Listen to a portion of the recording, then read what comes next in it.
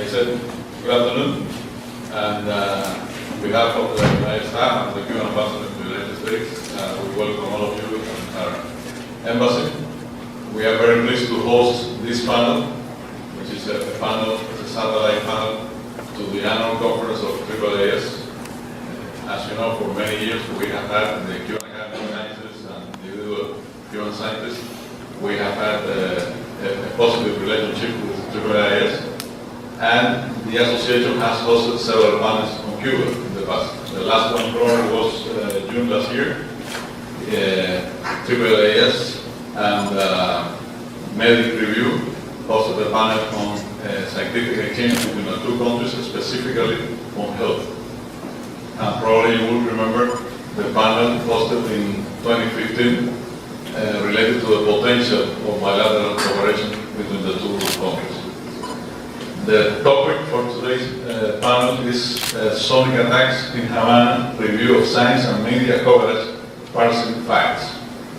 I will introduce the moderator, who is Professor Mark Rasnick, PhD, Distinguished Professor of Physiology and Biophysics and Psychiatry at the University of Illinois, the College of Medicine, and he is also a corresponding member of the Cuban Academy of Science. The professor will introduce the rest of the panelists. Okay, so what I'm going to do is start with a couple of brief remarks, and each one of the panelists is going to make some brief remarks. What we're going to do that's unusual is that in addition to having the discussion overall at the end, you're certainly welcome to interrupt if you don't understand something. We're trying to make it available to everybody, but if you don't understand something, interrupt. And certainly we will have a couple of questions after each one of the presentations while it's fresh in your mind. So it was about a year ago that we had a panel at the AAAS meeting in Austin, Texas, almost exactly a year ago. And the panel was, let's see, what was it called? It was Cuban Advances in Biology and Medicine, How Cuban Science Can Help Americans. And the panelists were Candace Johnson, who is the CEO of Roswell Park Cancer Institute. And she was there to talk about the vaccine and the clinical trials that they're doing there.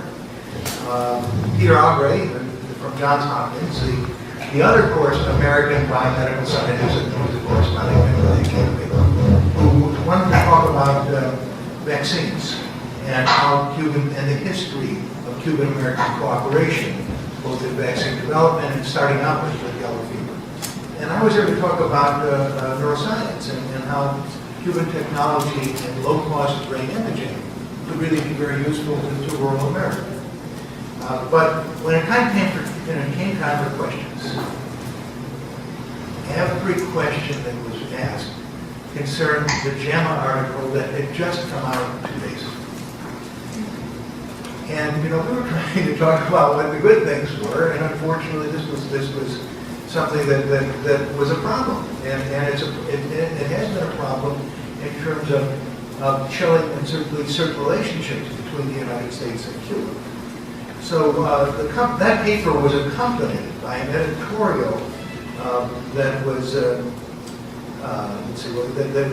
was stating, we know there are many problems with this study, and you'll hear about these in the panel, but someone had to publish it so it wouldn't be ignored, invoking the name of a legendary 19th century neuroscientist.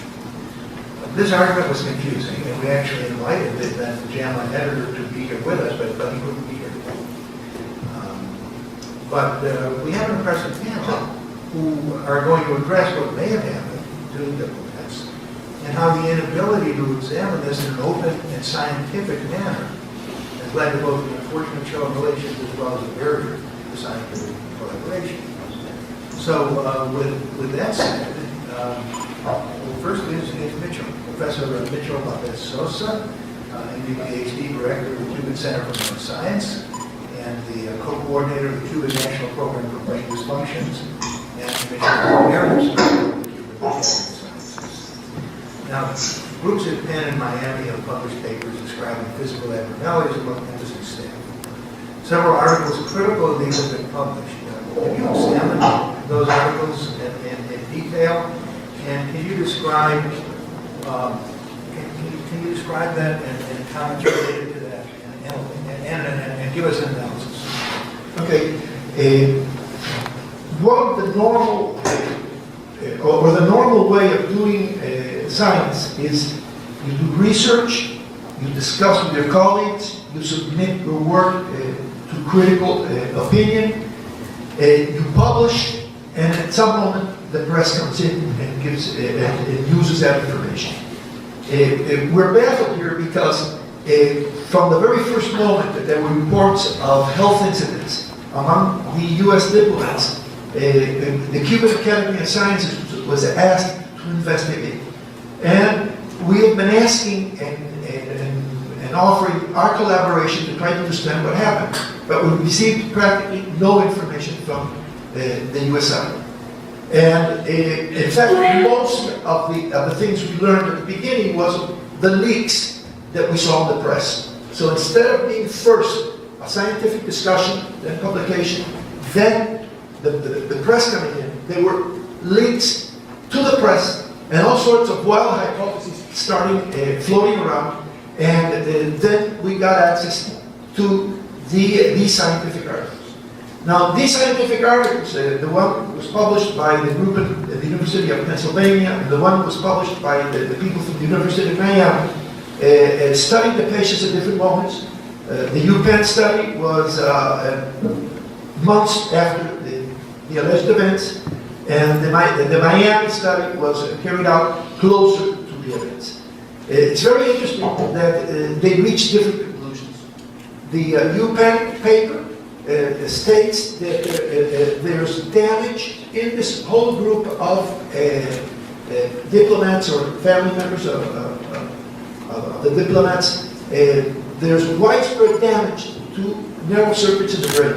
In other words, brain damage. And they reached the conclusion that only a few cases have inner ear damage in the vestibular apparatus. The study by the Miami group states that there's inner ear damage, but it doesn't argue that there is brain damage.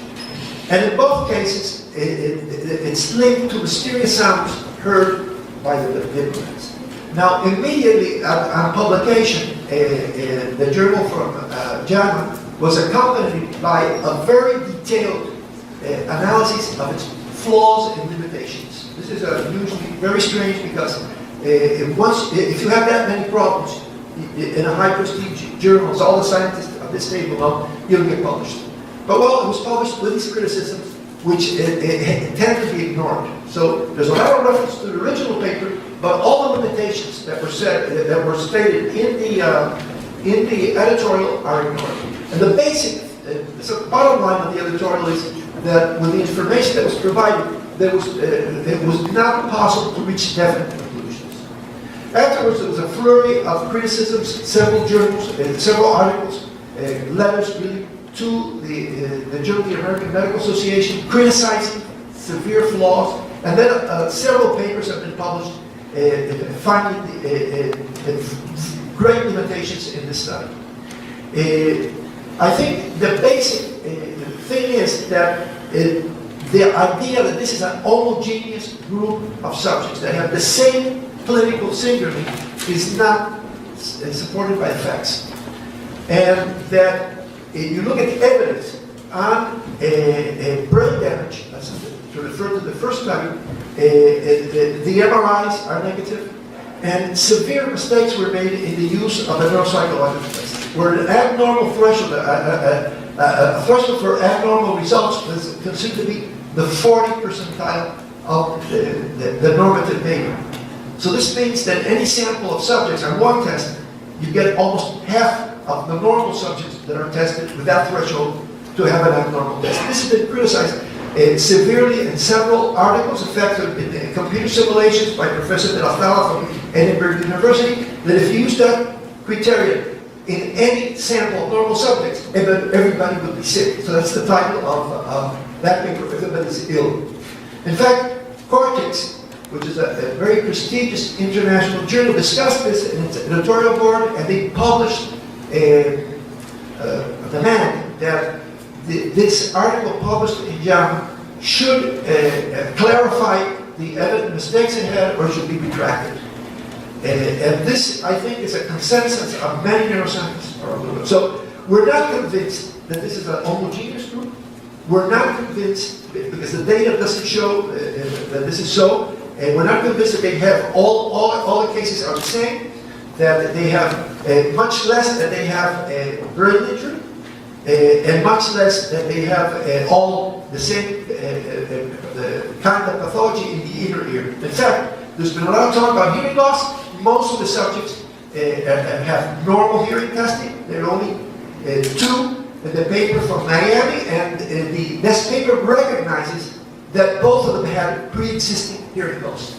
So the whole issue of pre-existing diseases is very important. The other thing is the link to the mysterious sounds is very tenuous. We don't deny it, that perhaps some annoying sounds were heard, but all analyses that have been made of recordings in the area around the houses, or recordings supplied by the US government to the Cuban government, and we received information from the Cuban government of this. And the recordings supposedly linked to the Associated Press. All the analyses of the content of these recordings reveal normal environmental sounds.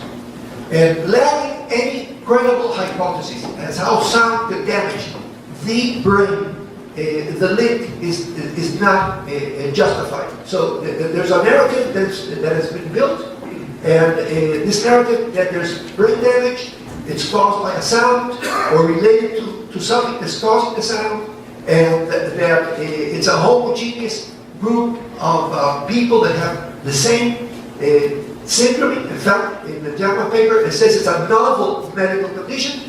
We believe that this is not justified. Thank you. Are there any questions now? Okay. Well, then, although Peter is the older twin, he's decided to go second. And this is, so I wanted to introduce Pedro Valdes-Sosa. And he's the head of the brain mapping project at the Cuban Center for Neuroscience, and a member of the scientific advisory board for the Organization of Human Brain Mapping. He's also an adjunct professor at Yale and an emeritus member of the Cuban Academy of Sciences. So the question is, Pedro, is neuroimaging, how is neuroimaging help us to understand what's happening? And how is it clouded in order to understand? And what role do imaging play? Okay, so the question was, how does neuroimaging help to introduce the problem, and how does it help to conflate the problem? So the answer is that up to now, the results published on neuroimaging have contributed no information as to whether the subjects have any type of brain dysfunction, and actually one has to be careful, and that's what I'd like to underscore on future studies, because there has been announcement there's going to be further neuroimaging studies. So in the first place, the only thing that's been reported are very non-specific brain findings, and only a few subjects, 3, are reported to have white matter hyperintensities in T2 images. Now, this is a finding that is very common in the general population.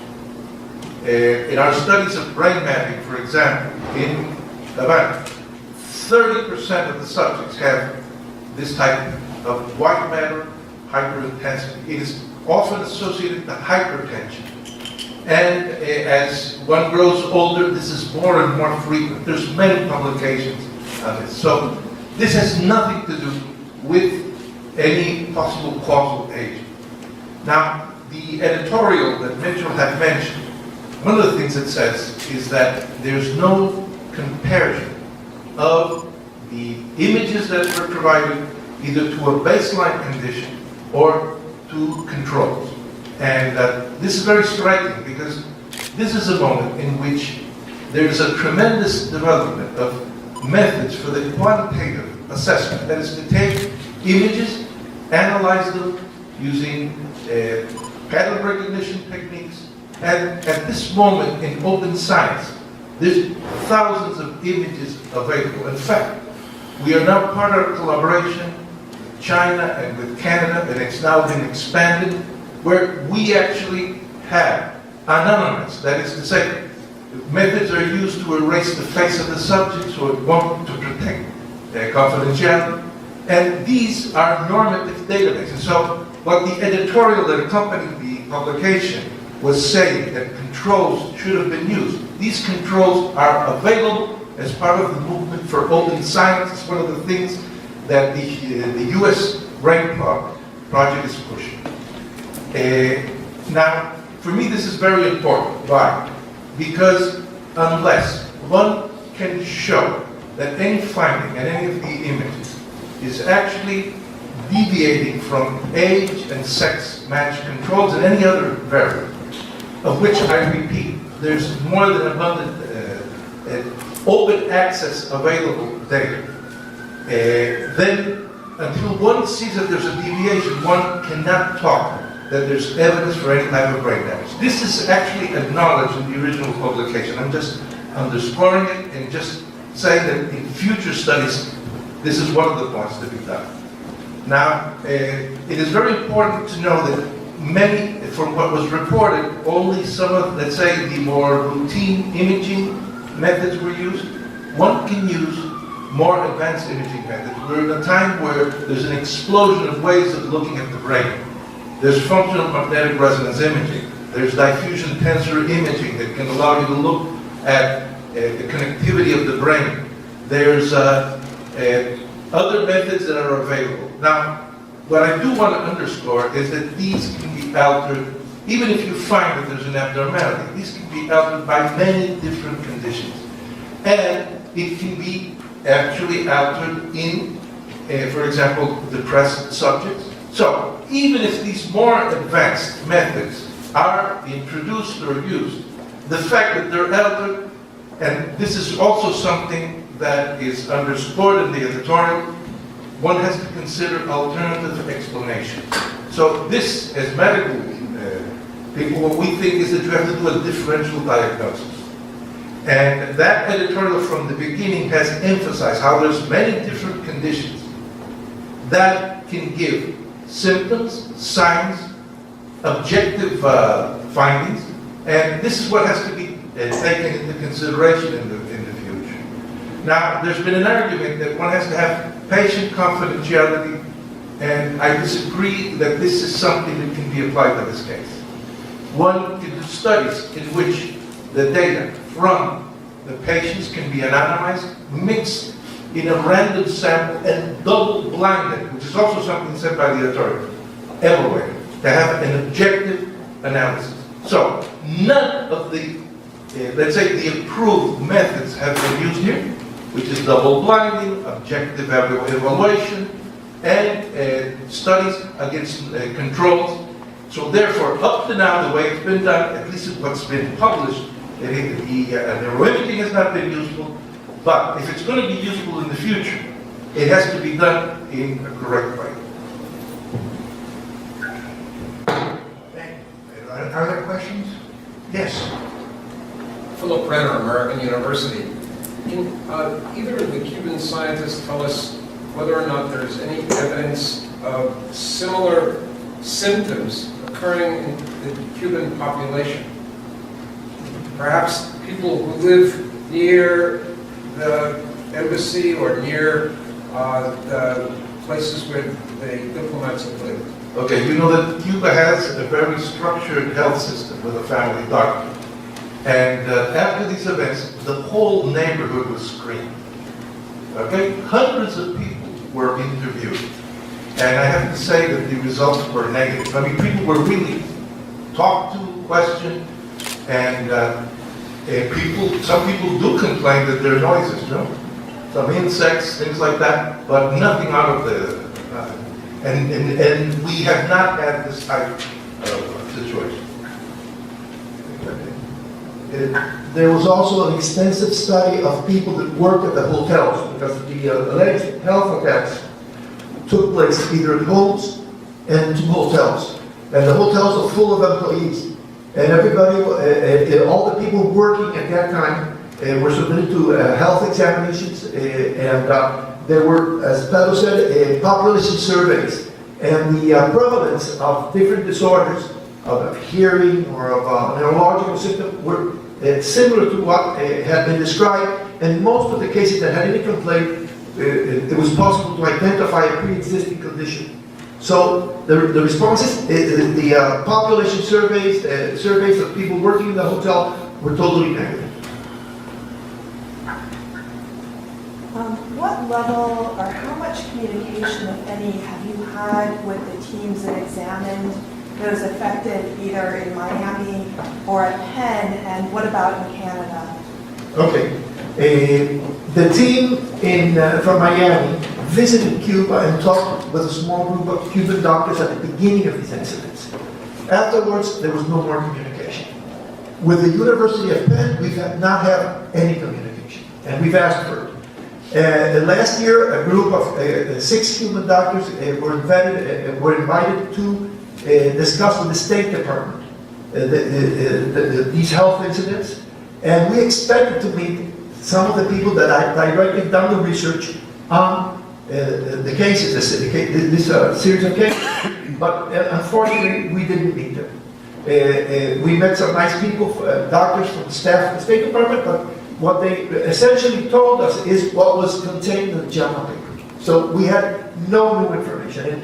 And this is something we've been asking for, the Cuban Scientific Committee, the Patent Group, the Academy of Sciences, since the beginning. Because this kind of exchange could really help identify what happened.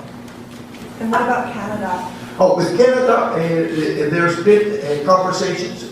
There was a recent meeting with a group of Canadian doctors that presented preliminary results, but to our point of view, we already studied the paper from JAMA. They were incomplete, they recognize this, and they have commissioned additional studies.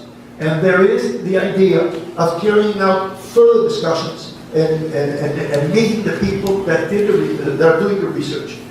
But one of the things that characterizes both the Canadian patients and the US patients is that many of the, let's say, stronger findings are the prevalence of headache, the prevalence of dizziness, the prevalence of different kinds of symptoms that we have no doubt that they're complaining for a reason, but they have a very high prevalence in the general population.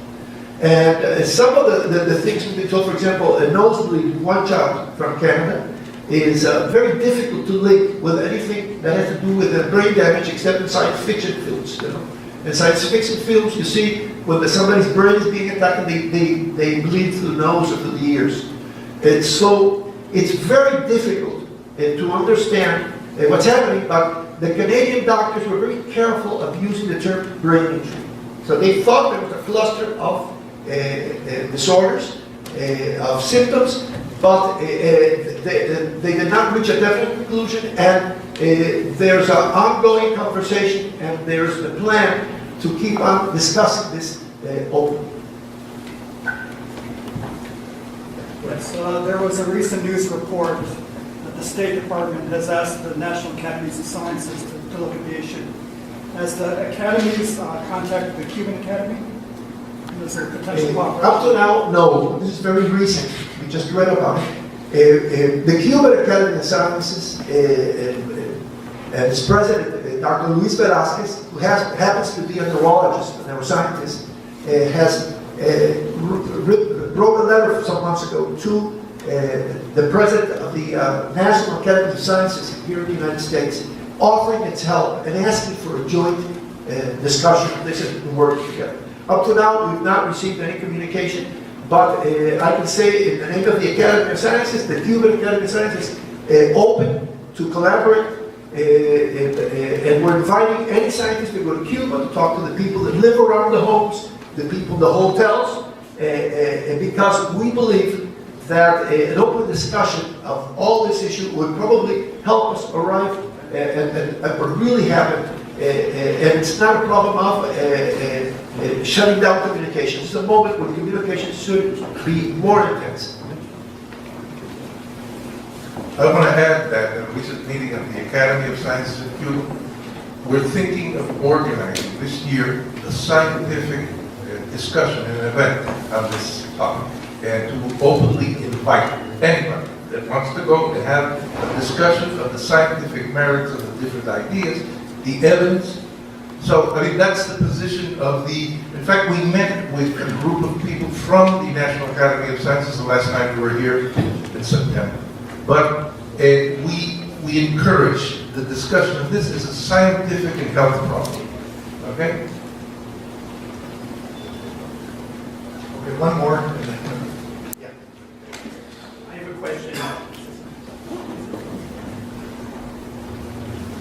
a question. On the advanced testing that you mentioned, advanced imaging. If there were more studies on that pursued and come out with advanced imaging and also control groups, would that be well on the way to having a better scientific study of it? And related to that, are the Canadians thinking of doing something like that, since they have a number of folks? Well, we don't know details about what the Canadians are doing, but I want to emphasize, more advanced imaging can tell us if these people have some condition objectively. But let me give you an example. There's something known as a functional neurological disorder. Okay?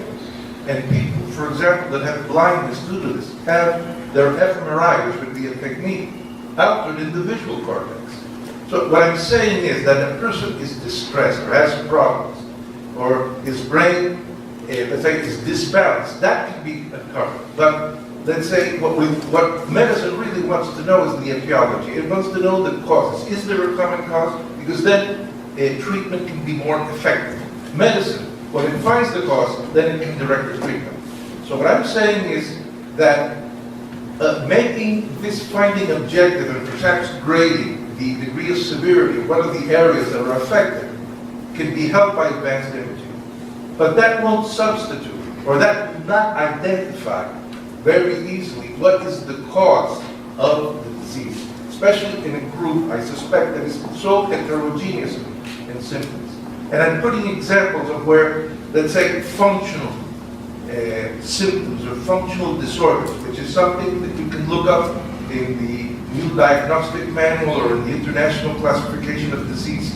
This is the functional disorders. There's many different types. And it's known that they can change objective measurements of different types. So this has to be, the imaging is not going to be a magic wand. It's going to give, let's say, more objective and more serious arguments on what may be malfunction. But the identification of what is the cause and how the whole thing, and whether it's homogeneous, will depend on other things too. So if we have more questions, we can do it at the end. Let's, you can do Can I ask one question?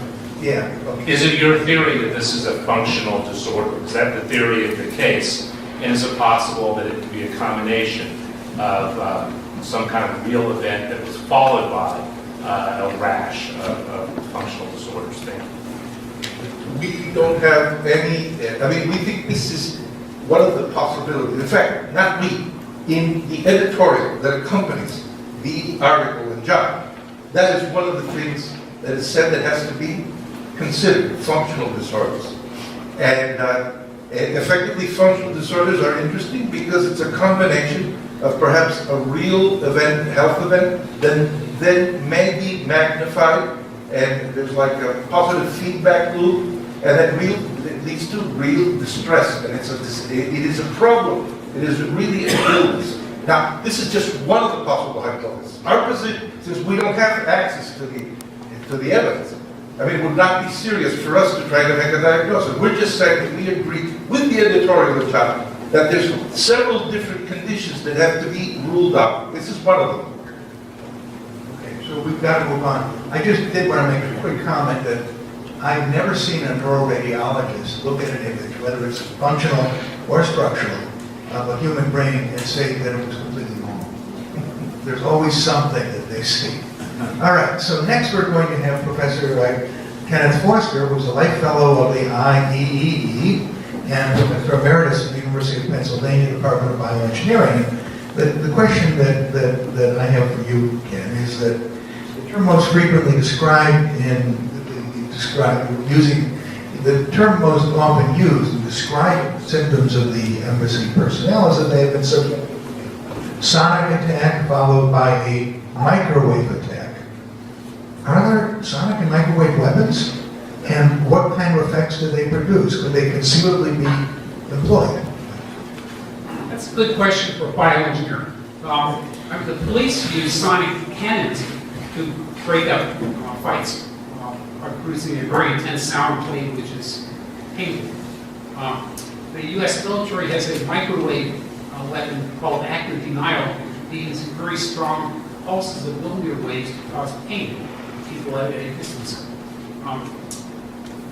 These are not intended to produce physiological damage, but they might in some conditions.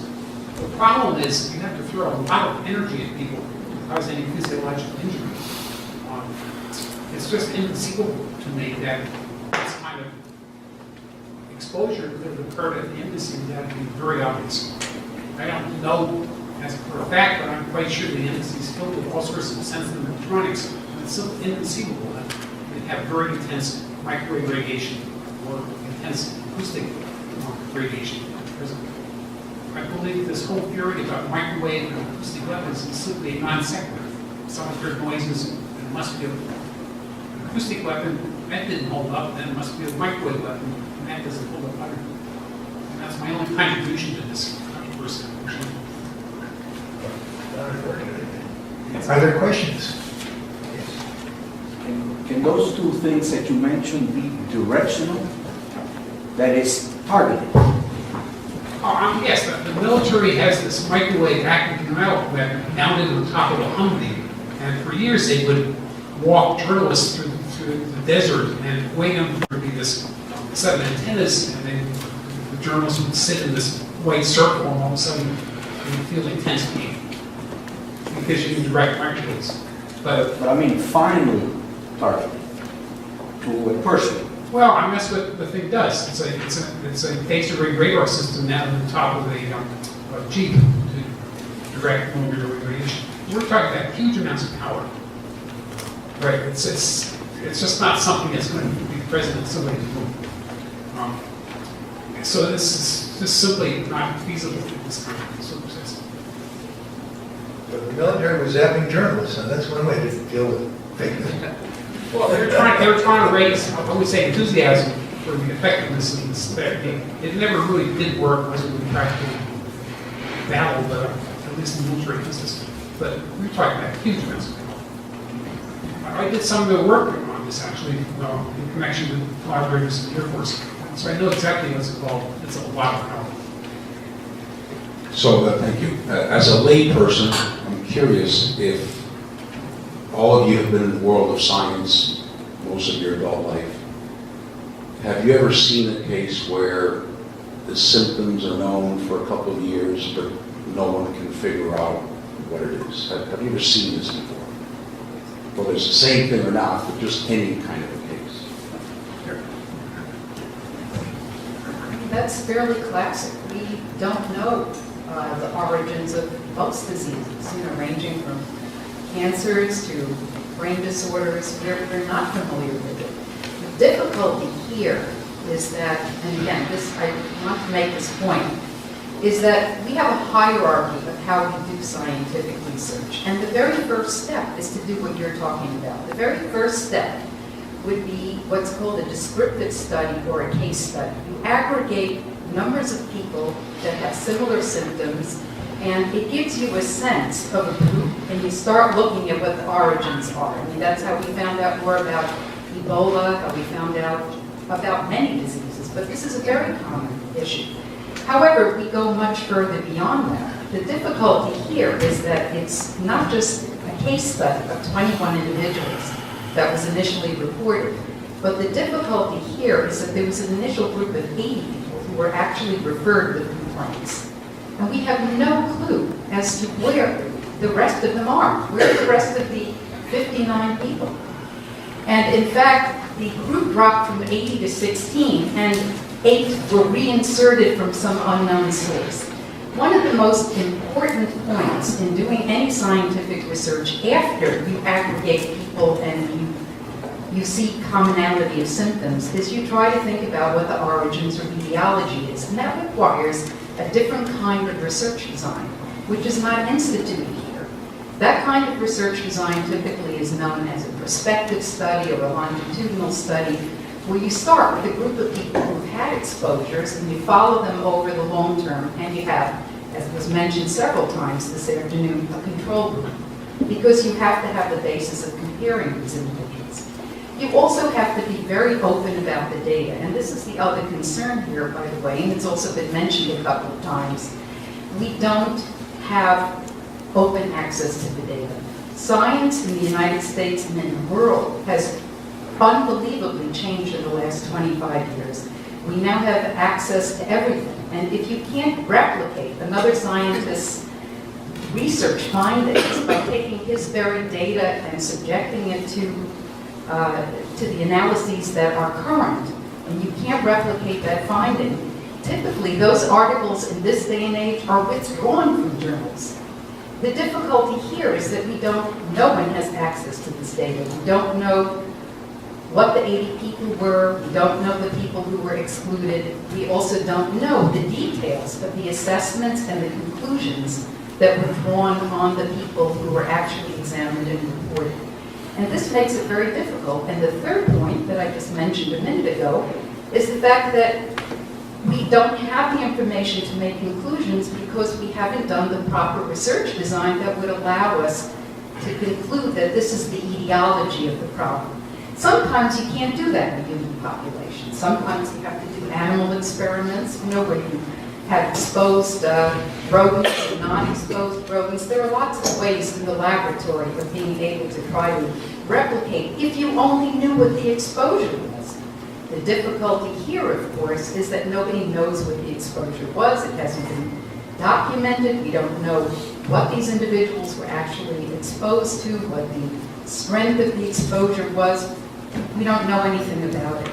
And so there are lots of intrinsic problems. We do have lots of models, but this is only the tip of the iceberg. This is only the very beginning. And to jump the gun and to have an outburst literally in the press and political consequences of the magnitude that have resulted from this is astounding. And I think that's why we're all aggregated here today, to see what we can do to move forward. Let me answer your question directly, not in terms of what's happened.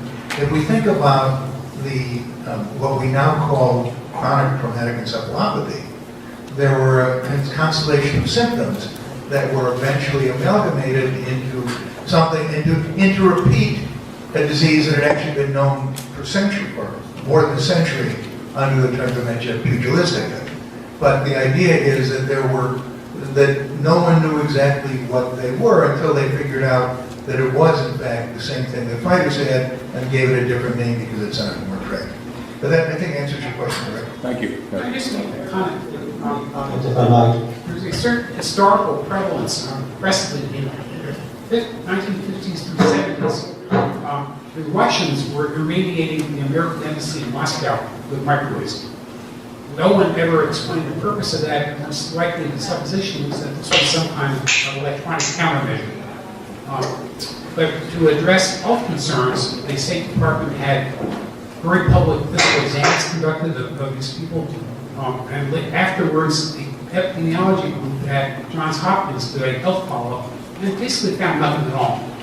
But given the difficulties of doing epidemiology with small numbers of people, one person developed leukemia unexpectedly, someone else developed some other disease. And so now, even now, believers that there was a health problem will fish through the literature and find convincing to them evidence that there's some problem, even though science has not been able to identify any effect whatsoever. Mark, you had a comment?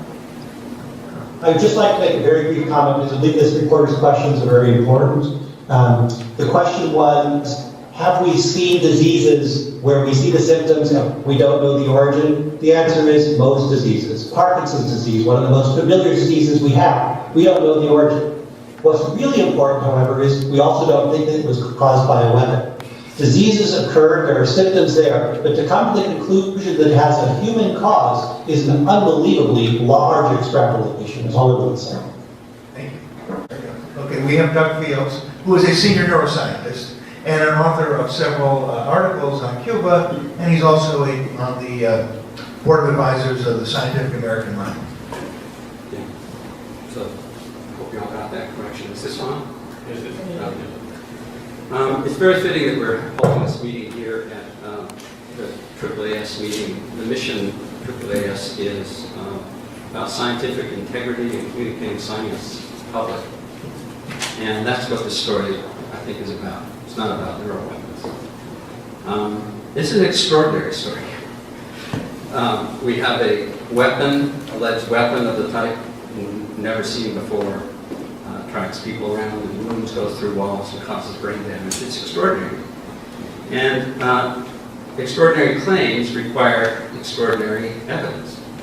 None of that happened. Instead, this story just blew up and became a media sensation that has gone on for 2 years and it just won't die. It's like that TV program House where every 20 minutes there's a new diagnosis.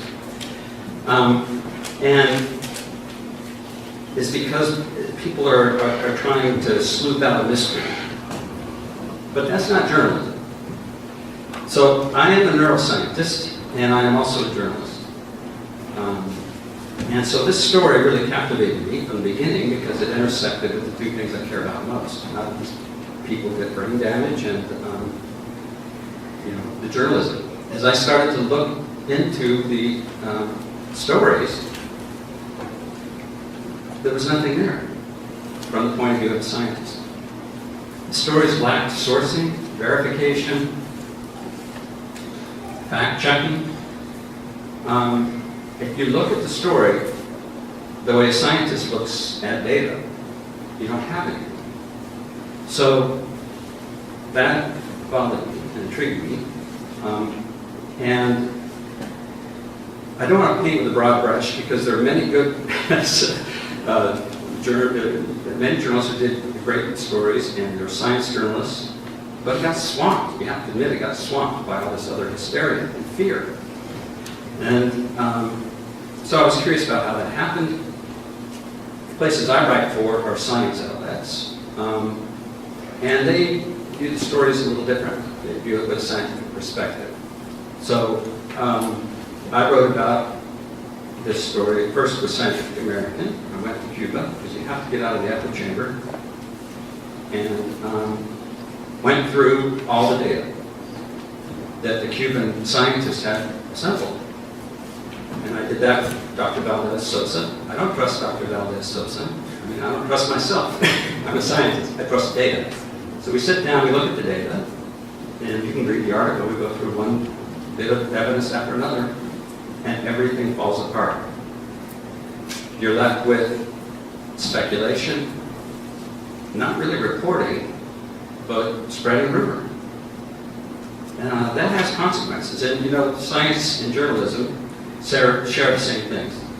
Trying to get to the truth through facts. And I do believe that the truth will come out. Science makes a lot of mistakes, but it's eventually self-correcting. And I think that, in my view, this story, the journalism, process of journalism will get to the truth. But it takes time. So how did this happen? Looking at it as a journalist. If I look at the data and I can find nothing here, and the story keeps changing. We don't even know what to call it. Sonic attack, microwave attack, or a weapon attack. Facts. What's the evidence for an attack? What's the evidence for an injury? What's the evidence for traumatic brain injury? What's the evidence that it's a syndrome? If you look at it objectively, there is none. So my view was that we had a problem here because nothing happened, or Cuba's denying that they did anything. That's not really a news story. So, the journalist part, you sympathize with you going to your editor saying, I got the story, the Cubans didn't do anything, he said they didn't do anything. That's not a news story. So, it was one of these peculiar situations that can make it very difficult to get the truth out. So different different publications handle it differently, as you know, and the scientific, the more scientifically minded and certainly beat journalists who cover science, the science desks, they handle it very differently. And in my Scientific American article, when the JAMA article comes out, it's not claiming what the press releases said. It's using it to confirm what all the science said, that there was no evidence of any injury. So it was handled differently by a science magazine than it would be handled by another type of outlet.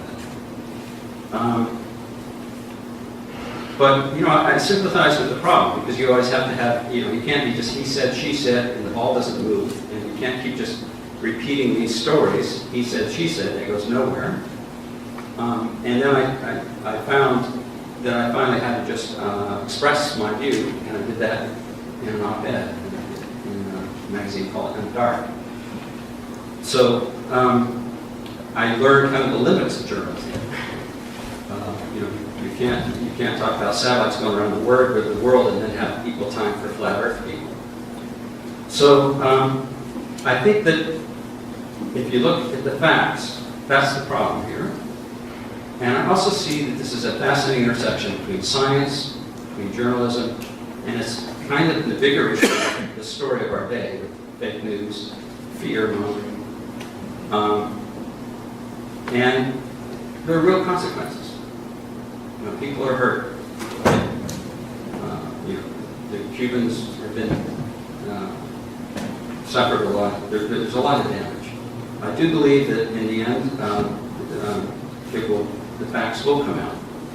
But how do you explain what's going on when it goes from when you mix up hypothesis and conclusion, when you publish speculation, and it had this infectious appeal of a murder mystery that you always wanted to come up with another explanation. Once science killed sonic attacks, then people come up with microwaves. And that's sort of an endless process. So that's what I have to say. Are there any questions? Do you think that there's certainly a lot of criticism of journalism. Was there any failure, do you think there was any failure? Part of what gave rise to these theories was the Journal of American Medical Association article. And of course there was a lot of criticism of it, but do you think it was a mistake? Should it have been published? Did it rise to that level? Yeah, thanks for your question. The problems in publication exist in journals, scientific journals as well. Journalism and publishing in general has gone through a lot of trouble with the digital revolution. I started a scientific journal and I know the problems. So there are a lot of changes in journalism, and sensationalism, in my view, is having an impact on scientific publication. When I read that article, I couldn't understand how it got past peer review. That's why I say the way I used it in my articles, I didn't go through and criticize the p-values and all the other people have done this, and all the failings, because they were so egregious. I just looked at the data, such as, you only examined 6 people with neurological tests.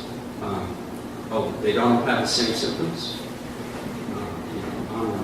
No objective measure. The MRIs show normal brain. So I just looked at the data. The data did not justify. So you're right. The JAMA paper, I don't know how it got published, except for sensationalism, and that is a problem. You may know that there's now, the government has mandated that government-funded research be published in journals that make the results freely available. So that completely turned publishing over in scientific journals, because it used to be that if it was a good scientific journal, people would pay for it. Now it's pay to publish. It's the vanity publishing model. So there have been enormous increase. Every day I get invitations from these journals, they're called predatory journals, I'm sure you know, that will publish anything if you pay. And it gets into PubMed. This is a real problem.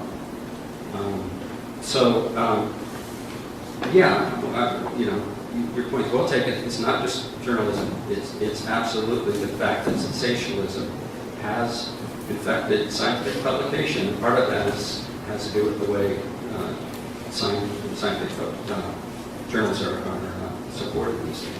I did ask Dr. Moose directly how that got published. He was the one that wrote the editorial, and how did it get through peer review. And I did not get a definitive answer. So my assumption, and this is my assumption, he did not say this, were that there were other factors that were involved in deciding to publish it. I'll give you my opinion, but I think we know that there have been numerous papers. John was flooded with letters to the editor. Other scientific journals have published articles calling for the retraction of that paper and criticizing it. So I have a very detailed question. The Cuban expert panel in December 2017, I think it was, had concluded that the sound that the diplomats heard was likely a type of cricket called Jamaican field cricket. A team at UC Berkeley last month supported that hypothesis. They think it's a different species. They don't know if that species actually exists in Cuba. It's found in Cuba. But have you followed up on that? Has there been more clarity? I realize this is a very narrow question, but I'm curious about that. Yes, and the Cuban study was carried out months ago. Concluded that in the area of the homes, there was a lot of cricket calls. And we just read a few weeks ago this paper by the people in Berkeley and in London. It's a joint publication. And it's a different species, but it's a species that's widespread in all the area of Caribbean. And some of the species of crickets we have been documented to have come in as an introduced species. So it sort of confirms the idea we had that many of the noises that were complaints of were environmental noises. And in fact, as I told him, I spoke about this in the press conference last year, I met people, US citizens living in Cuba for a time, that were hearing strange noises, were very nervous, very anxious, and asked for help. So we sent out some young postdocs with sonometers and instruments to measure, and we only found normal environmental sounds. In this case, the humming of some electrical equipment. But the persons that came to us were terrified. And we have several cases where there was the concern about this, and we have no evidence that nothing other than normal environmental sounds, let's say crickets or electrical equipment, are involved. Yes. So next, in silico, we are joined by Professor Mark Cohen from the Semel Neurosciences Institute at UCLA. And the question that I have for you, Mark, is what can different members of the scientific community contribute to clarifying and or resolving this issue? So I hope you couldn't hear me. Thanks very much for the opportunity to be part of this. I'd like to just start off by summarizing in lay language what Pedro and Mitchell have put forward in relatively technical terms. So just so we understand, what we have right now are clinical reports, which are interviews and a few measurements in terms of eyewitness that suggest that there's some illness present among the affected sample of people in Cuba. However, there is little reason, in fact really none, to believe that these people are unusually ill compared to a comparable group of normal people. That's number one. Number two, so far, we have no evidence that indicates physical neurological damage. Nothing. We do have in our toolkit imaging, which is probably the best way of detecting this, but the findings from imaging which have been reported so far are at the minimum inconclusive and primarily negative. Nothing's been found. Under the best circumstances, what can imaging found? Well, it's not going to prove that there's no damage. That's a scientific impossibility. The best we can hope with imaging is it's going to turn around and say that any damage is below some reasonable threshold. So I just want to put that into perspective. So thanks for the question. I think that in responding to this, I kind of want to think about like a crime investigation. In order to understand the crime, you think about three things. You think about motive, opportunity, and means. And what I'll address is a little bit of the question of means, but the other questions are incredibly important. My background is in the development of technological tools for studying neuroscience. I'm early on one of the core inventors of these things called functional MRI. I built DEG machines. I do all kinds of technology work. So far, the public technical evaluation details surrounding these reports have been limited to a study of the symptoms and their potential biological basis. But a real understanding of this stuff requires an analysis of the potential of some sort of external device to cause these symptoms, either intentionally or unintentionally. Most of the reports, either unofficial or official, talk about weapons and attacks and so on. However, there are today no credible published analyses of physical devices known to cause such symptoms. Most of the discussions center around the idea of some sort of acoustic beam, that sound, focused from a distance at the US consular staff inside of buildings. This speculation is likely due to the fact that the first-person reports talk about loud sounds that precede the symptoms. There's been additional speculation about a non-acoustic source, in particular microwaves, that might have been the origin of these neurological problems. Evaluating these possibilities requires a lot of skills. Physics, engineering, importantly neuroscience, as well as some consideration of the clinical science here. So, in responding to your question, I think that what we have to think about is a little of the details of what physical things could cause these problems, and then think about what's the expertise needed in order to evaluate their likelihood. If we start off with the assumption that the damaging energy is from sound, there are a huge number of technical challenges that you need in order to create a weapon like this. For example, a loudspeaker, the thing that converts electrical energy to sound, has an efficiency of about 1 in a million. That is, a millionth of the energy that you put in shows up as sound. The consequence of that is that in order to get damaging levels of sound out, you have to get enormous amounts of power coming in. And there's going to be physical devices required for that. Somebody has to look for the size of these things, the possibilities for making them, what they have to be hooked up to, all this stuff. In fact, the amount of energy lost is probably worse than 1 million to 1, because sound, as we all know, gets quieter at a distance. So you have this additional problem of sound from outside the room. So we have to start thinking then about what's involved in the structures, what kind of materials are they made of, what are the minimum distances that somebody can imagine getting a device in there. If you think about a device which would focus sound now in 3 dimensions, the way to do that, it's actually relatively well known, is you put speakers kind of all around your target.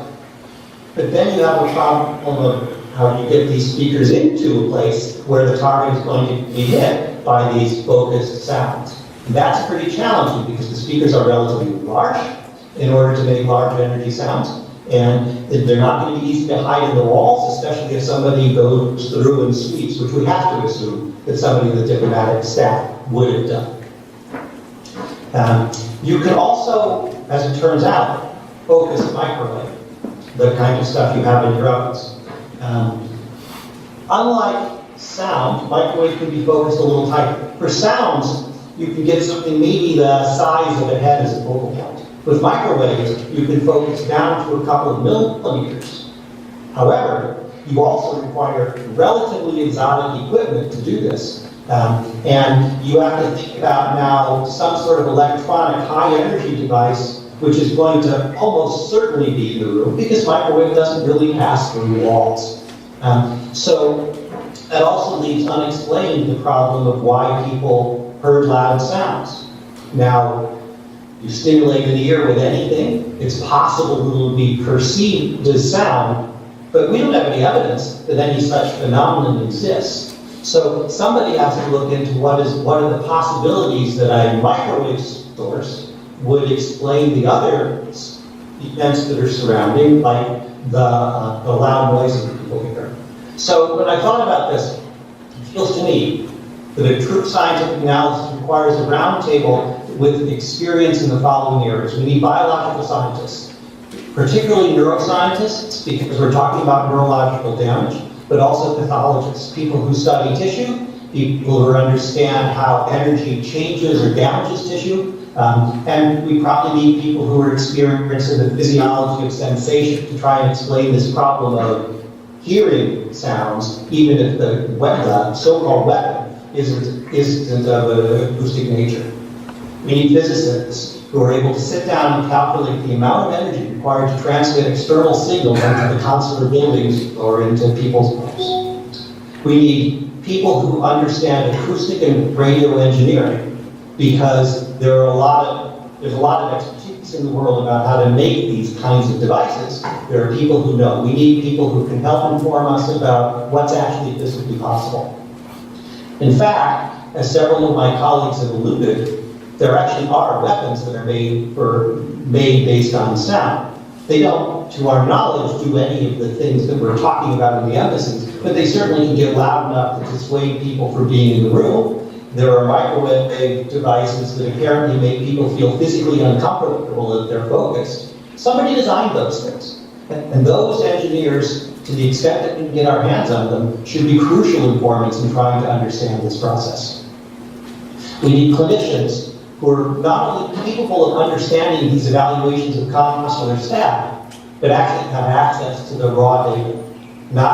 They're not looking at a meta-analysis based on somebody else's reports. They're looking at the actual neuropsychological tests. They're looking at the images. They're looking at the measurements, and they're able to perform an entirely objective evaluation for this. Now, of course, in order for the engineers to do their work, they're going to need to know a lot of stuff about things like the physical structure of the buildings, the room layouts, and so on. I imagine that the State Department is not going to be eager to release that kind of information because they have legitimate concern for who gets to know this kind of thing. So we're going to be stuck a little bit with site evaluations that somebody's going to do in Cuba, but I think that would probably get us there. Now, there's another alternative we could consider about what kind of expertise is required. Rather than think about a roundtable, perhaps what you really need to do is have an organized crowdsourcing process in which you actually solicit at a large level opinions and ideas from qualified people. And of course, you have to have a process of vetting and knowing these people are qualified. But in the end, that might be another way to get this kind of information. As other people have alluded to as well, the information that was acquired from these affected persons is personal and private health information. And we are not, in general, allowed to access this kind of information without a release from the affected person. It's theirs. And secondly, I think that we would have to be prepared for the fact that the State Department might not be all that interested in releasing personal and health information about their employees.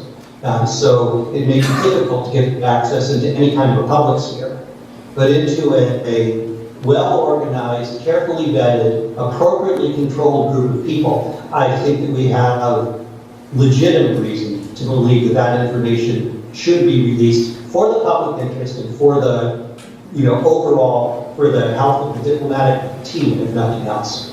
So beyond that, I think that there has to be a level of professional evaluation by people whose expertise is actually diplomatic and political.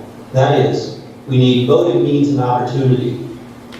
We don't just need means. We need some reason to believe that this is a plausible activity for anybody to engage in as a weapon. So with that, that's for any questions I'm happy to answer. Thank you. Mark, I'm going to hold the questions till Janina finishes, if that's okay with you. Of course. And Janina Galler is going to be our last speaker. She is a psychiatrist and a global psychiatrist and professor of pediatrics at the Massachusetts General Hospital in Harvard. She's been collaborating with Cuban neuroscientists for many years. Pedro and Mitchell are kind of like magnets. They attract all of us as collaborators. But what she wants to talk about is, we feel that science has been instrumental in brokering the political divide between Cuba and the US. And she'd like to talk about not only that, but also what is the damage that these recent events have done to scientific collaboration. Thank you. So, to repeat what we've all been saying as clinicians, we are obligated to evaluate all reports of infirmity and poor health, and to pursue every reasonable channel to identify the nature, scope, and etiology of such problems, and to institute best treatments. I don't think anybody disagrees with that. However, as a result of this highly amplified response to the initial complaints and the politicized response in very rapid fashion, the topic ended up not bringing clarity to the issues at hand and has in fact hampered our ability to identify what really has occurred. The unfortunate result of this progression has been to substantially delimit US-Cuba relations in all matters involving the Cuban government and also, and importantly, the advancement of science. So, since the mid-70s, our research group at Harvard University has collaborated very closely with a group of researchers in Cuba, now headed by Professor Pedro Valdes-Sosa. Together, we have followed the cognitive, behavioral, and brain outcomes of a cohort of several hundred Barbadian participants who suffered from childhood malnutrition in the first year of life. This is a 50-year longitudinal study, and we have followed individuals across the lifespan and across generations. The specific contribution of the Cuban Neuroscience Center has been to assess brain structure and function using what we call field-friendly approaches. In other words, not approaches that cost $2,000 a pop at a place like an ivory tower in Boston, but in fact, field-friendly approaches that can be used all across the world. The NIH and the World Health Organization and other organizations have recognized the need to address brain disorders in the developing world. However, further advancement of these neuroscience studies is now severely hampered by the inability to fund U.S. research taking place in or in collaboration with Cuba. And as you can imagine, it has certainly impacted our study and our work. I think what's important is that it's not a one-way street. It's not that we do wonderful things and the Cubans learn from us. It's the opposite, and I want to emphasize that for all of you here.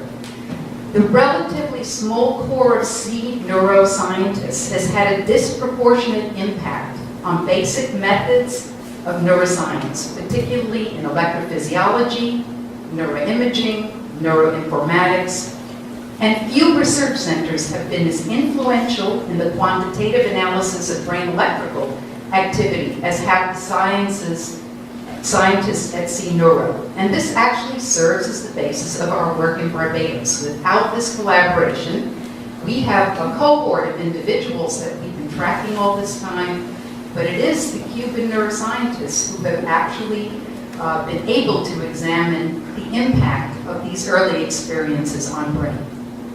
Moreover, the unique commitment by Cuba to public health issues impacting underserved communities drives the rest of us, including those of us in the U.S., to focus on communities that have heretofore received very little attention.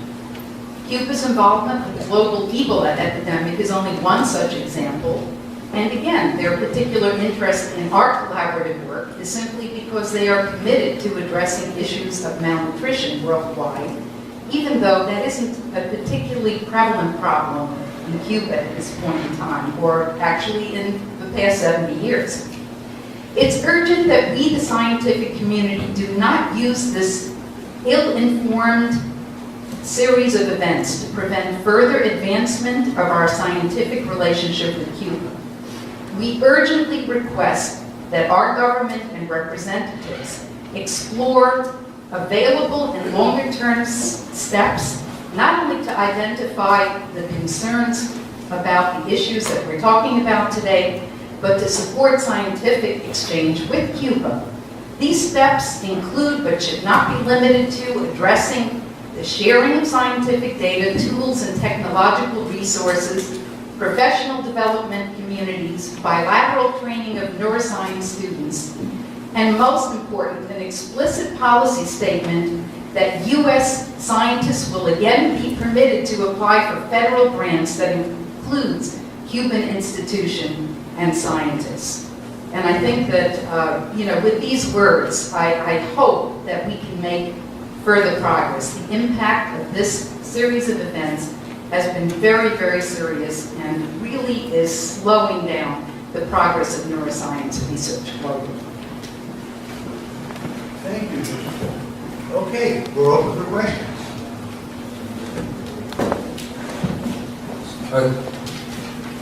I want to underscore the importance of what Dr. Calder just said, that especially given the current environment where there's a possibility of Title III of Helmsburg being initiated, maybe even Cuba being put on back on the state-sponsored terrorism list, put a real wet blanket on any scientific exchange. There were no scientists to come here, for example, and no scientists to go there. So thank you very much for that quote. My question, earlier there were two ways in which someone might be injured were identified: microwaves and some kind of acoustic instrument. Can any of you tell us, given what the symptoms were that we know about, might there be some other thing that could have caused such symptoms? I'm not saying that that was the cause, but just hypothetically, what these people experienced. For example, might they have ingested some heavy metals and some bad fish or something like that? Mark, go ahead. I'm happy to address that. There was a terribly interesting paper published by a scientist in De La Sala, who the title of which was, I believe, Neurological Symptoms That We All Have, which was an analysis of the problem in Cuba in particular. There are a vast number of things that can cause the symptoms that are reported, because the symptoms are in fact relatively vague. Headaches, dizziness, these are things which can be caused as Marley said, it was something I ate last night with my Christmas dinner. So we have to be really careful of these kinds of speculations. You could probably get exotic. You could talk about, as you said, some sort of deliberate poisoning. You could talk about a million things, viruses and so on. But at this point, I don't see a lot of motivation to go that route, because the symptoms are in fact so amazingly vague. This is an example of what I'm talking about. This is an example of what I'm talking about. You asked a question about injury. What's the evidence that there's an injury? There are definitely people who have medical symptoms, but it's not a fact that they've been injured that can be supported with evidence. So then to go from that into speculation, that's what's driving this news cycle over and over again, this irresistible spinning out of new hypotheses. So what are the facts? That people have medical complaints. They're rather common and vague. They're headache, they're trouble sleeping, they're tenderness,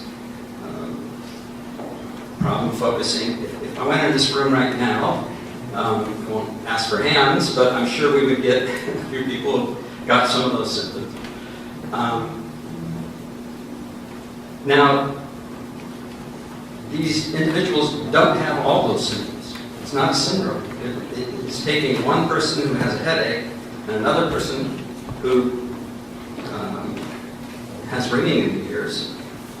They don't share those symptoms, but you're describing this as a syndrome. So it's not a syndrome.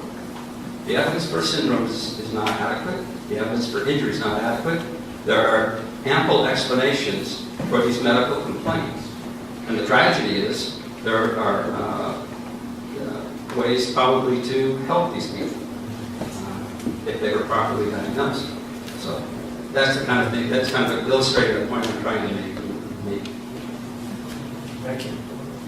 Yes, just to add, the Cuban scientific panel examined many possible causes for the symptoms. But we ran into this problem.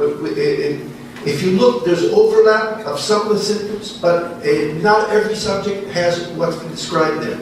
And this sort of suggests there's some sort of confirmation bias. So the idea is that something happened, that there was an attack, there's a common denominator, and then anything that turns up is, or most of the things that turn up are included.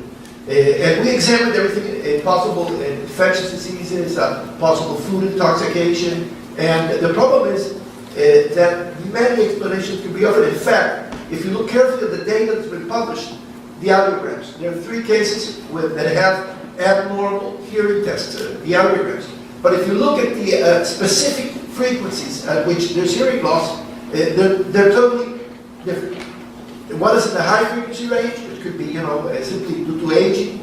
The other is low frequency, it's consistent with a number of disorders, Meniere's disease. And the other one is a peak in the middle range, which can be due to acoustic trauma. And the question is, how many of the people who are complaining practice sports? Because we know that when you practice, let's say, soccer or football, you get many of these symptoms. Who was served in the military, was near explosions, or was near in a shooting range? And you start looking at a whole range of things, and to really address this scientifically, we have to be convinced that there's a syndrome, a common syndrome, and second, that there has been an induced injury in Havana, and there's no evidence for this. Should I? Yes, excellent job by the panel in illustrating or demonstrating that there's very, very few facts and very little serious science in this whole affair.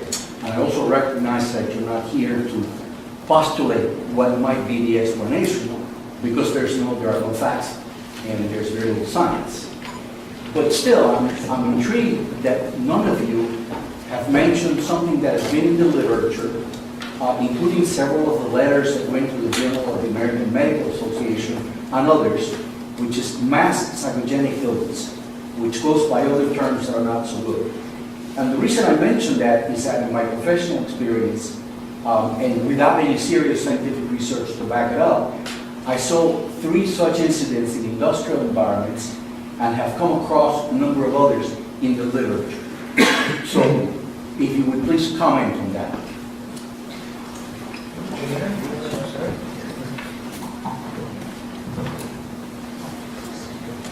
Thank you. This is in my area of expertise, so I appreciate you raising the question. I think it is difficult to make that conclusion on the basis of the kind of evidence or lack of evidence that appears in the various studies describing the population. That's the difficulty. The individuals were indeed supposedly not in touch with one another, etc. But on the other hand, they were evaluated in the JAMA study 203 days after the original insult. And that gives lots of opportunity for not only communication, for growing and anxiety about something.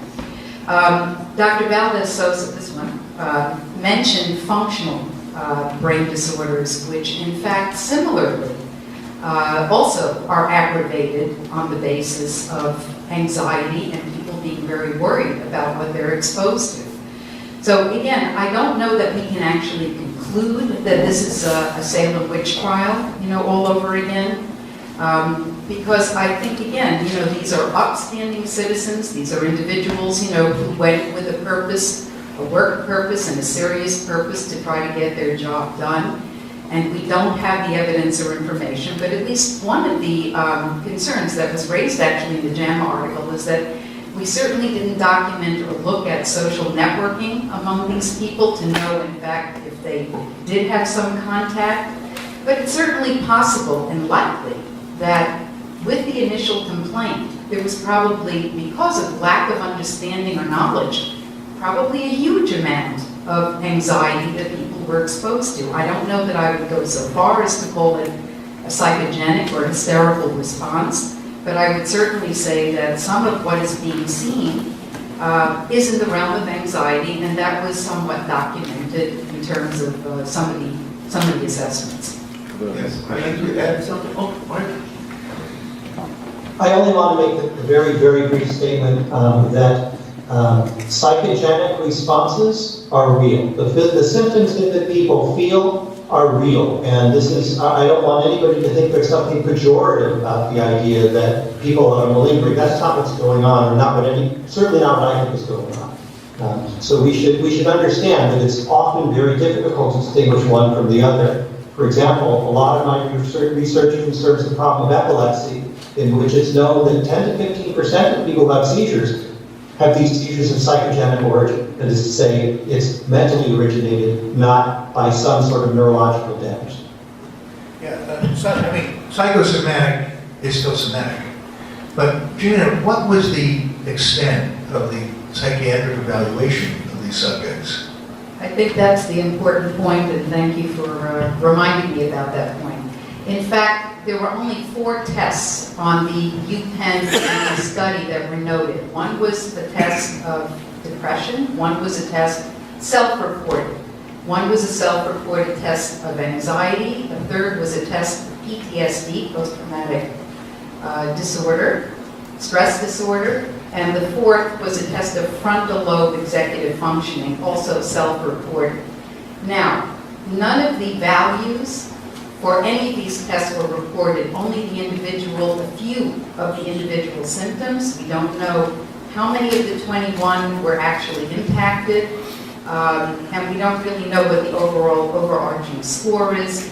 And to make matters even worse, aside from the limited psychiatric assessment in this situation, is the fact that it's unclear whether the people who were giving the test were blind, and probably were not. And in science, this is a very important point.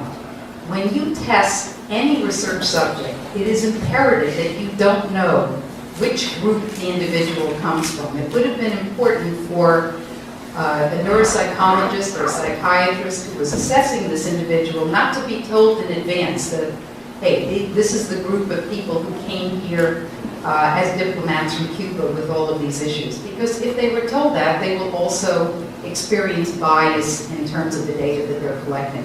And we don't have any guarantee whether that happened or not.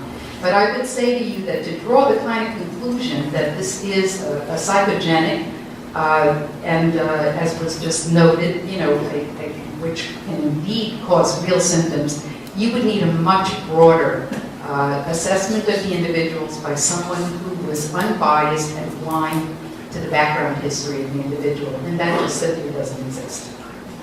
I'd like to add that if you look at the article by Hoffer, who describes the initial stages of this, he saw the patients, he says that most of the subjects had anxiety or depression, which is natural if you consider the conditions in which they were evacuated from Cuba.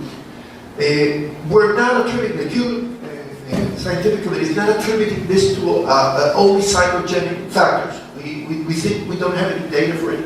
It's a possibility that's been discussed by several letters and some art to JAMA, replying to the paper published there and to other articles. We're not saying that it's explainable only by psychogenic factors. But there's one thing I speculate is very probable.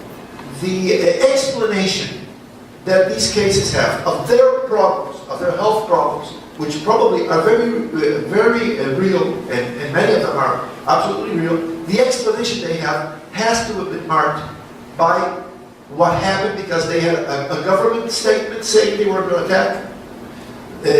In the papers published by the 2 medical groups that worked with them, there's the implication that some external agent related to sounds was active, so the doctors were not eliminating this idea. Even perhaps one person was not in contact with everybody else, but everybody knows how social networks work. And in a community like that, it must be 2 or 3 links separate. It's from rumor from one person to reach the other. And then there's the role of the media. All these sensational newspaper reports. So the Cuban, my personal opinion, the colleagues in the Cuban committee, we do not have any basis to assume that this is a completely psychogenic set of events, right? But we're convinced that the explanations that the patients have of their problems is marked by government, doctors, and media, and rumor. And the idea that they had been attacked was reinforced. Now, the only thing, this is very unfortunate the way everything has been managed, because I cannot imagine how this management of the problem by government, doctors, and media, amplifying the idea that there was an attack can help these cases and their illness. In fact, one of the conditions of the functional neurological disorders is that you have a heightened state of attention. You have exaggerated attention to your symptoms. And these ideas that reinforce the conception that you are ill because of something would only make symptoms worse. So I think that it's in the best interest of the patients, which we have sympathy for them. We're not saying they're faking. We're not saying that they're belligerent. We imagine that most of them are ill and feeling sick, but to help them finding the truth will be very important. And if we feel it's absurd that there's been an idea of this a weapon, a mysterious weapon, if we could eliminate this idea, this would be a step for their recovery. Just quickly, I want to make a distinction. Psychogenic illness is getting sick from a psychological social interaction. For example, if somebody vomits, you will feel nauseous, even though you're not sick. That's not what we're talking about. Nobody denies that these people have health complaints that are caused by that. It's a different situation. If you become ill, it's natural to wonder why. Why did I get cancer? Maybe it was because maybe it was the water. This leads to those cancer clusters in different cities. So I think that's a distinction, scientific distinction. I think that's what we're dealing with here. I'm Dan Lagano with BuzzFeed News. You can hear me. I wonder if the Cuban scientists could say, given all those caveats, now, even if you got cooperation with all these medical groups and the State Department and everyone with all the best people in the world, how good a conclusion could a scientific investigation come to about this? We'll never have the before case for these folks. So, I mean, at best, how much power does science have to answer these questions? I agree it's limited. There's some things maybe we cannot answer, but there's been so much speculation and so many hypotheses that surely we can eliminate an important part of that list of speculations. Just to confirm what Don was saying, it's not the same thing that you have a tumor and you discover it's a benign tumor, right? Then you discover it's cancer. So just imagine that anybody has any health condition and you over-interpret it and you see that the consequences are really mysterious and you don't know what's going to happen. That's not making people go. And I think we will perhaps not know everything, but there's so much speculation that could be eliminated. There's so many possibilities. So I think it's still worthwhile trying to get to the bottom. For example, there's something that Janina mentioned. We've seen individual symptoms. What's the correlation? What's the relationship with the symptoms? There are whole sets of analysis that can be done. So maybe we won't get to the bottom of everything, but we surely could clarify many of the issues that have raised. I think could get to the bottom of it. Science will get to the bottom of it. What's happened in this case is the data weren't shared with scientists. Medical data weren't shared. It was released as anonymous information for months and months. I know the Cuban delegation, equivalent of the National Academy of Science, came here, September, thinking they were going to meet with the doctors and see the data. It could all be anonymously provided to them so that they could try and make the diagnosis. When they got here, they were provided nothing. So that's a big part of the problem. Anytime you have a problem, a medical problem, you often want to bring in and consult with other doctors to help find a diagnosis. Nothing like that's going on now. It's all being hidden. And in fact, the first time we ever, people haven't asked, I asked for it, other people. And when it finally came out in the JAMA article. But why wasn't it shared with the scientific? Why wasn't it shared with reporters and scientists who are trying to investigate it? I should point out one possible answer to your question, though, is these people were all diplomats that worked with the State Department. Presumably there were at least some health records prior to their posting that would, again, could be shared, could be compared to the current exam. But again, they're not being shared. Okay, now I think it's worthwhile, because I get at least clarify as much as we can, but also I think it's important for the present for the future. So you can imagine this situation cropping up under identical situation in the future. And at least publicly, we should strive, and we should talk for guidelines as how to proceed in this sort of thing. This might not be the last of this type of incident that will occur in the future.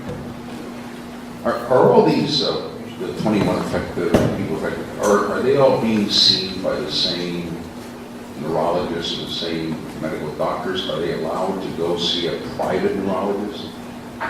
If you try to contact one, will they be able to talk to you? I don't think any of us know. No, we don't know. And what we do know is We don't know who they are. And the other thing is that there has been no way of communicating. In fact, we know that we've asked from the very first moment for the CDC, the Center for Disease Control, to be involved. We have a very interesting experience. We had an epidemic in Cuba, I think 20 years ago, and the CDC was invited to come to Cuba, and we worked together. I was together with other doctors who worked in the team together trying to clarify things. So having this experience, previous experience, our immediate thought was, well, and we asked for it, Cuba asked for it, why don't we work together with the CDC and try to establish what's happening? But we haven't had direct contact with the doctors involved. We don't know anything. This is all, let's say, something which is mysterious for us. And as Doug said, when we came in last year, we expected we would be talking face to face with the people studying the patients, and that wasn't so. Just make a comment. I just read recently at some point in the Canadian employees of the Canadian Embassy filed a class action lawsuit against the government. And so in the discovery process and normal litigation, you'll get much more information about who these people are and different points of view about their possible medical problems.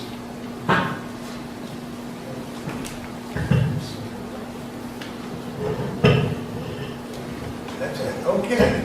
Well, now, the ambassador has kindly invited us to a small reception, which I think is directly behind all of us, and we can mingle and talk some more there. Thanks so much. Thanks